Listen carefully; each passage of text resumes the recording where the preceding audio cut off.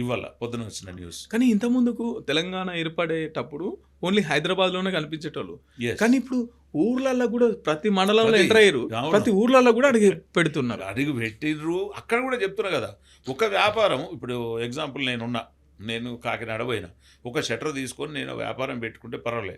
కానీ వాళ్ళు ఏం చేస్తున్నారు, అటుపక్క 10 ఇటుపక్క 10 షాపులు మొత్తం వాళ్ళే. అని ఇప్పుడు లోకల్ వాడి పరిస్థితి ఏంటి? ఇవాళ మన తెలంగాణలో వ్యాపారులు అంటే వయసులు అని చెప్పుకుంటాం. ఇలా వయసులు వ్యాపారం బంద్ చేయాల్సి వస్తుంది. వయసుల వ్యాపారమే లేదు. వీళ్ళు ఎక్కువ అప్పట్లో ఉన్నది pawn brokers, yes, jewellery shops ఎక్కువ ఉండేవి. ఉండేవి. సో దీంట్లో కూడా కల్తీ కలుపుతుంటే క్యాన్సర్ వచ్చే అవకాశాలు అదేదో ఉన్నాయి కలుపుతున్నారు. 100%. మొన్న నేను ఎవరో నైట్ ఒక వీడియో చూసిన, చారి గారు చెప్తున్నారు ఏమేం కలుపుతున్నారు ఏం కథ అంటే వాళ్ళకి తెలుసు కదా విశ్వకర్మలకు. సో ఆ రకమైన వ్యాపారంలో నేను ఏమంటున్నా మధు, ఇవాళ మీరు వ్యాపారం చేస్తున్నారు, నేను వ్యాపారం చేస్తున్నా. నువ్వు వ్యాపారంలో అట్లనే 40 ఏళ్ళ నుంచి ఒకటే తీరుగున్నావు, గదే యాక్టివా గదే పాత స్కూటరు. నేను వ్యాపారం చేసిన నా ఇంటి ముంగట బీజీ కారు BMW ఉంది. కారణం ఏంది? నేను మోసగానే కదా. అంతేకాదు, నా వ్యాపారంలో మోసం ఉంటేనే కదా నేను ఎంత సంపాదించేది. కనుక నిజాయితీ వ్యాపారం ఇప్పటి నుంచి మా ముఖ్యమంత్రి గారు కానీ మంత్రిమండలి కానీ ఖచ్చితంగా మార్వాడి అనే కాదు, హైదరాబాదులో జరుగుతున్న ప్రతి షాపులో విజిలెన్స్ దాడి జరగాలి, వాటిని ల్యాబ్కు పంపించాలి. ఎవడెంత సచ్చీలతో జరిగితే నిజంగా ఒరిజినల్ వ్యాపారం మార్వాడి చేయలేరు. నేను మీ టీవీ ఫేస్ టు ఫేస్లో చెప్తా ఉన్నా, నిజమైన వ్యాపారం మార్వాడి చేయలేడు.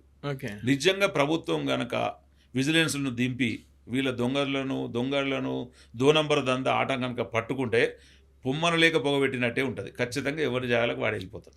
కానీ మార్వాడీస్ గో బ్యాక్ అనే వాళ్ళు రోహింగ్యాలు గో బ్యాక్ అని ఎందుకు అంటలేరు? ఎస్, మార్వాడీస్ గో బ్యాక్ అనే పరిస్థితి వాళ్ళు తెచ్చుకున్నది. రోహింగ్యాలు గో బ్యాక్ అనేది ఎవరు చేయాలి? ప్రభుత్వం చేయాలి, కేంద్ర ప్రభుత్వం చేయాలి, రాష్ట్ర ప్రభుత్వానికి చేయాలి. ఎక్కడి నుంచి వస్తున్నారు వీళ్ళు? పక్కన మెట్పల్లిలో నిజామాబాద్కెళ్ళో రావట్లే, బంగ్లాదేశ్ బార్డర్లు దాటి అవి వస్తుంటే కేంద్ర ప్రభుత్వ బాధ్యత కదా అది. ఇప్పుడు ఆడలేక మధ్యలో ఓడన్నట్టు మోడీ ఏం చేస్తుడు, అమిత్ షా ఏం చేస్తుడు, ఎక్కడో కగార్ ఆపరేషన్ పెట్టి ఎన్నో కలుగులో దాక్కున్న నక్సలైట్లను ఏరి చంపినప్పుడు ఈ రోహింగ్యాలు వస్తున్నప్పుడు ఎందుకు చంపలేరు? హైదరాబాద్ దాకా ఎట్లా వస్తున్నారు వాళ్ళు? అదే ఎట్లా వస్తున్నారు? ఎవరిని సపోర్ట్ ద్వారా వస్తున్నారు? వీళ్ళు రోహింగ్యాలు వచ్చిండ్రు. రోహింగ్యాలు వస్తే మా ముఖ్యమంత్రి గారికి ఓ లెటర్ పెట్టాలి. అమిత్ షా హోమ్ మినిస్టర్ ఉన్నాడు కదా, లెటర్ పెట్టేసి మీ దగ్గర ఎంతమంది ఉన్నారు రోహింగ్యాలు నేరు పారేయమని చెప్పండి. మాకేమైనా ప్రేమ వాళ్ళ మీద?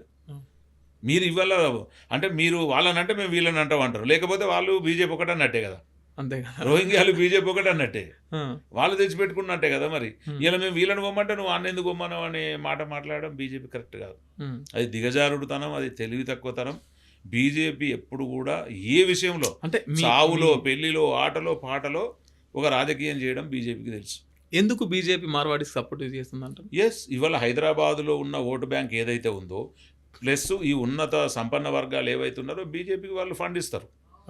బీజేపీతో ఓటు వేసుకుంటారు. ఎందుకంటే నార్త్ ఊళ్ళో మేము కదా అని చెప్పేసి, ఇలా మోడీ గారు ఉన్నారు కాబట్టి మేము ఇక్కడ అని చెప్పి చాలామంది అది చేస్తున్నాం. మీరు నమ్మరు కాదు, చిన్న ఎగ్జాంపుల్ తీసుకుంటే ఇలా తెలంగాణ శ్యామ్ ఉన్నాడు. తెలంగాణ శ్యామ్ మాట్లాడుతూ కొంచెం పౌరుషంగా అవి మాట్లాడుతూ ఉన్నాడు. ఆయన మీద ఎంత ఉన్నతమైనటువంటి పోలీసు ప్రెజర్ ఉంటే ఆయన అరెస్ట్ చేస్తారు. ఇవాళ వీళ్ళు గో బ్యాక్ అన్నారు కానీ గో బ్యాక్ అని చెప్పి తీసుకుపోయి బయట పడేస్తలేరు మార్వాడిని. అంటే గో బ్యాక్ అనే హక్కు కూడా తెలంగాణకి లేదా? ఇంకో టీవీ ఛానళ్ళ డిబేట్లలో కూర్చొని తెలంగాణలో తాగుబోతులు అన్నీ ఉన్నాయి, ఇంట్లో కూర్చోబెట్టారు. అదే నాకు శ్యామ్ పంపించిండు, శ్యామ్ మా సోదరుడు పంపించిండు. ఏం పంపించిండు వాడు అంటే చెప్పకూడదు మీడియాలో కానీ తిడుతున్నాడు. ఆ ఒక్క మాటకు అట్రాసిటీ కేసు అవుతుంది, వాని మీద అబ్యూజ్డ్ కేసు అవుతుంది. ఇంతవరకు ఒక చిన్న ఎఫ్ఐఆర్ పోలీసులు చేయలేదు. ఎందుకు పోలీసు వాళ్ళు మార్వాడికి సపోర్ట్ చేస్తున్నారు? అదే అంటున్నా, మార్వాడీసు పోలీసుల పైన ఉన్నతాధికారులకు తలొగ్గి మేము చేస్తున్నాం అని మాట్లాడుతున్నారు. ఇంట్లో తలొగ్గుతారు. ఈ విషయంలోనే తెలంగాణ కోసం నిటారుగా నిలబడి ఎస్ ఈయన శ్యామ్ అనేటోడు బొమ్మ అన్నాడు, సునీల్ అనేటోడు బొమ్మ అన్నాడు, మద అనేటోడు బొమ్మ అన్నాడు, పృథ్వీ అనేట ఆయన బొమ్మ అంటున్నాడు, బుద్ధిజీవులంతా రౌండ్ టేబుల్ పెట్టుకొని పోవాలంటున్నారు, పిడమర్తి రవి బొమ్మ అంటున్నాడు, ప్రతి ఒక్కరు బొమ్మ అంటారు. రైట్, బొమ్మని అన్నప్పుడు మేము ఎందుకు పోతామని మీరు ప్రొటెక్షన్ చేసి మాతో కలిసి ఉండే ప్రయత్నం చేయండి. పొమ్మన్నంత మాత్రాన వీళ్ళని తీసుకుపోయి జైల్లో పెడితే ఉద్యోగం అవుతుందా? అంటే అది ఊరూర లేచి ఇలా జేఏసీ కింద ఫామ్ అయితే మరోవాడు ఎక్కడ ఉంటాడు? ఇలా కామారెడ్డిల షాప్ ఎందుకు గాలపడ్డది? రేపు పొద్దున ఎన్ని షాపులు కాలబడతాయి? అంటే ఇప్పటికైనా మేము ఏమంటున్నాం, మార్వాడీలు మా సోదరులే, కలిసి ఉండే ప్రయత్నం చేయండి. ఎవడైతే తాగి పంటడు 1000 రూపాయలు అన్నోడు ఖచ్చితంగా తెలంగాణ అమరవీరుల స్తూపం దగ్గరికి వచ్చి నాలకు ముక్కు రాసి క్షమాపణ చెప్పేదాకా ఈ ఉద్యమాలు ఆగవు. తెలంగాణ ప్రజలను అవమానిస్తే తెలంగాణ వచ్చింది 1200 మంది చచ్చిపోయి బలిదానం, వాళ్ళ పునాదుల మీద తెలంగాణ రాష్ట్రమే ఏర్పడ్డది. అంటే నువ్వు అమరులను కూడా అవమానపరిచినట్టే కదా. ఖచ్చితంగా ఈ విషయంలో ఎవడైనా తెలంగాణకు అతీతులు కాదు. తెలంగాణలో మీరు మాతో మమైక్యమైనరు. మిమ్మల్ని మీ ఓటు హక్కు తీసేస్తలేరు, మీ ఆధార్ కార్డు తీస్తలేరు, రేషన్ కార్డు తీస్తలేరు, మీ షాపులకు లైసెన్స్ క్యాన్సిల్ చేస్తలేరు. కేవలం వాళ్ళ కడుపు మట్టి గోబ్యాక్ అంటున్నారు. గోబ్యాక్ అన్నంత మాత్రం అరెస్ట్ చేయడం అయితే తప్పు.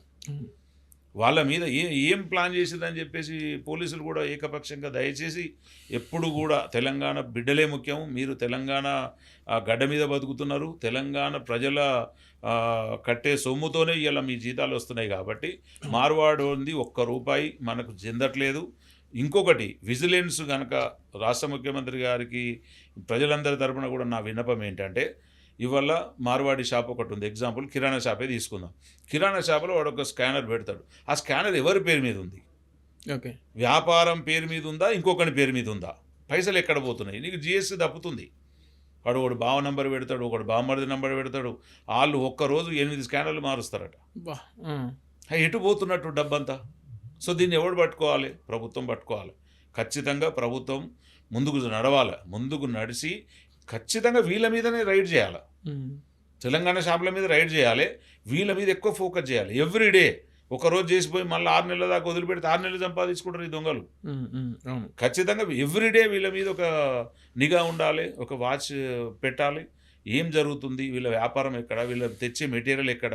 ఇలా రాత్రిపూట 2 గంటలకు 3 గంటలకు లారీలు టన్నులు దిగుతున్నాయి. ఒక దగ్గర పోతాడు, అవుట్స్కట్లో తీసుకుంటారు.